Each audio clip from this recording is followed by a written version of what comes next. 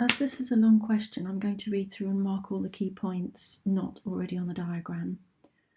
Two particles P and Q with masses 2m and m respectively are attached to the ends of a light inextensible string.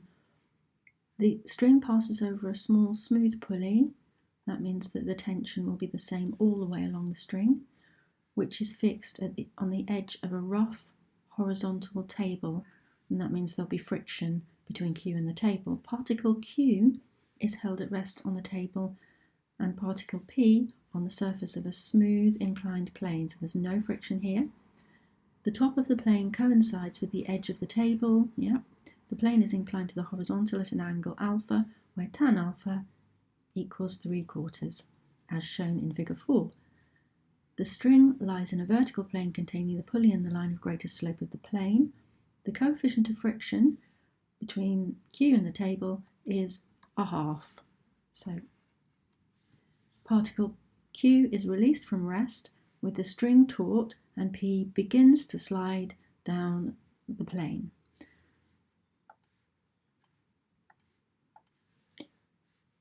So I'm going to mark on all of the forces and try and mark on everything I can from the question.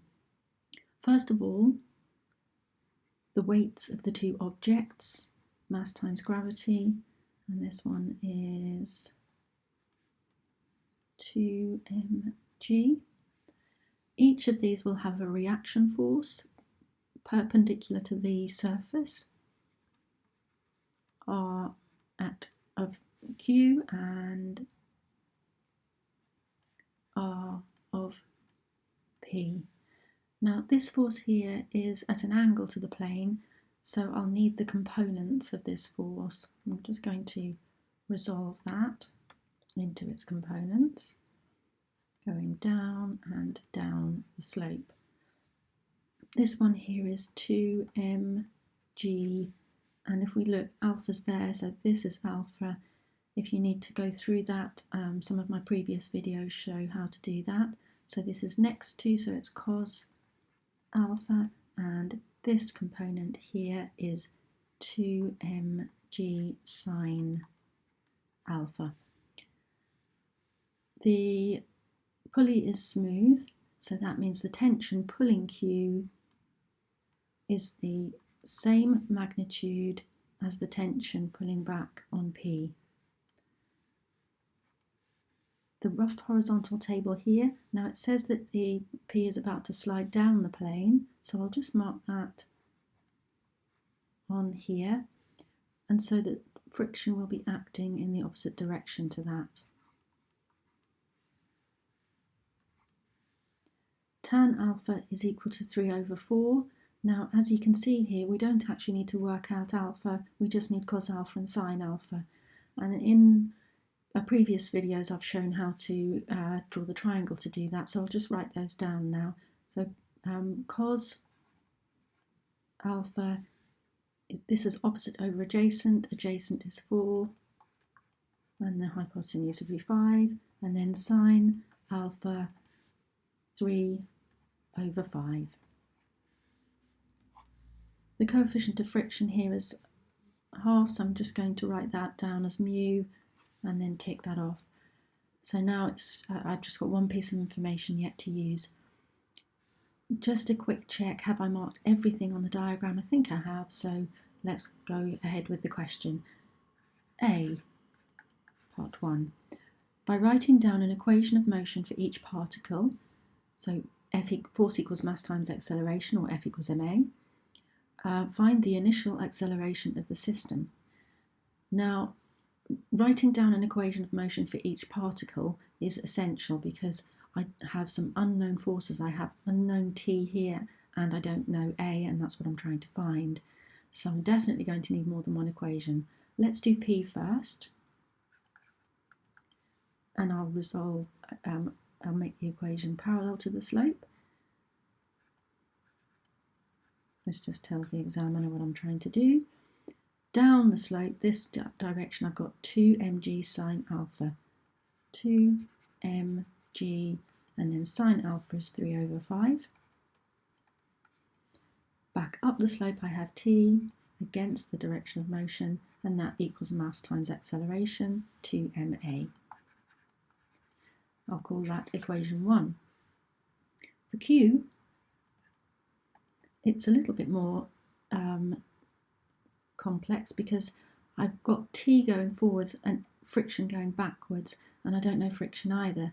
So if I look at the very end here, the particle is about to slide down the plane, or begins to slide down the plane, so friction is limiting. So I'm just going to work backwards to find friction. Friction F equals mu r. R is equal to mg. So first of all, I need to resolve vertically. R equals mg, and then use F equals mu r. Friction is equal to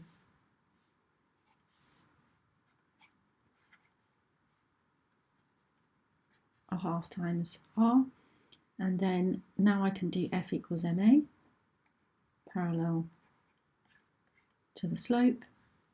So in the direction of motion, T is positive and friction is negative, so minus friction, which is half mg,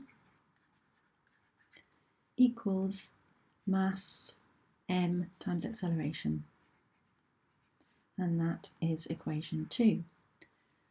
Now if I need to find the acceleration, I want to eliminate T, and I can do that by adding together equations 1 and 2.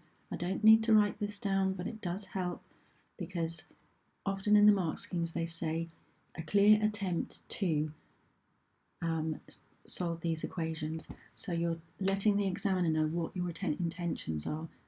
Adding these together, this is going to be 6/5 mg.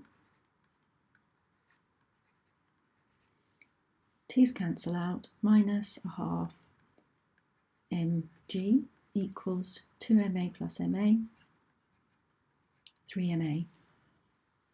So now I just need to, actually I can divide each term by m, and I just need to collect these terms together and divide by 3, and I get that the acceleration is equal to 7g over 30, or 2.29. If we're using this later on, I want to keep this in its exact form though. Okay. For part 2, I need to find the tension in the string. I can use either of these equations. This one looks slightly more simple, so I'll use this. Rearranging to put this on the other side. Mass times acceleration. Well, I've found acceleration here. So 7g over 30 times mass plus a half mg.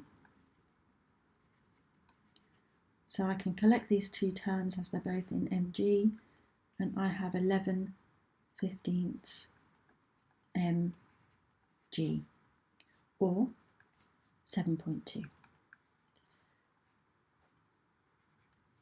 Okay, now that I've found that, suppose that now the coefficient of friction between Q and the table is mu, and when Q is released, it remains at rest. Find the smallest possible value of mu.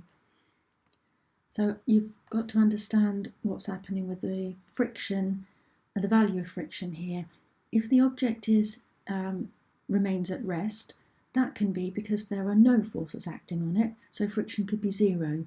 As T increases, friction will increase in the opposite direction, or any other forces pulling it. Friction will be equal and opposite to those forces. So friction changes as this force changes, and then it gets to a maximum value governed by its coefficient of friction in the reaction, and at that point it's on the point of moving and then starts to move. So we need friction to be less than that value of F max. Friction must be less than or equal to F max. Even if it's equal to, it's still not moving, it's on the point of moving. So friction less than or equal to mu r. Now let's just rearrange that, so that means that mu must be greater than or equal to friction over the reaction at Q. Now it's tempting to look back and think, well, I've already worked out friction and reaction, but actually we don't know what the value of friction is. We just know that the particle remains at rest, so it could be very small, or it could be almost approaching its maximum value or at its maximum value. And we don't know the tension in the string now because that's changed. We can't assume that it's the same. We can, however, look back at P and find out what the new tension is, and then use that to find out what the friction is. So for P, as this object is now at rest, the 2 mg sine alpha down the slope will equal the tension up the slope. So T equals 2 mg sine alpha. 2 mg sine alpha is 3/5. So 6/5 mg. So now that I know tension, going back up to Q, tension will be equal to friction again as the particle remains at rest. So friction is also equal to tension, which is equal to 6/5 mg. And now that I have friction, the reaction force will still be equal and opposite to mg. So I know that now I have 6/5 mg divided by mg, which gives me 6/5 or 1.2. Okay, marks wise on this question. First of all, for P, there's a method mark for a clear attempt to resolve parallel to the slope.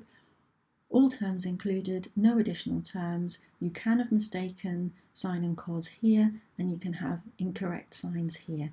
An accuracy mark for all correct. For Q, an understanding mark for resolving perpendicular to the slope, and another one for clear use of F equals mu r. A method mark again for the same reasons, and an accuracy mark as before up here. And then solving for a dependent method mark dependent on finding your values here and using those, and then an accuracy mark for either the exact form or 3 significant figures here. For part 2, a dependent method mark for solving for T based on the fact that you have done this working out up here, and then an accuracy mark again for either format. For part B, a dependent method mark for clearly understanding that you're finding friction less than or equal to mu r in some way. Now they will allow you an equal sign here because you're trying to find what the smallest value of mu is equal to, I guess, whereas usually that you would be marked down on that. And then an accuracy mark, a method mark for resolving for P to find this new value of T, an accuracy mark for 6 mg, and another accuracy mark for 6/5 or 1.2.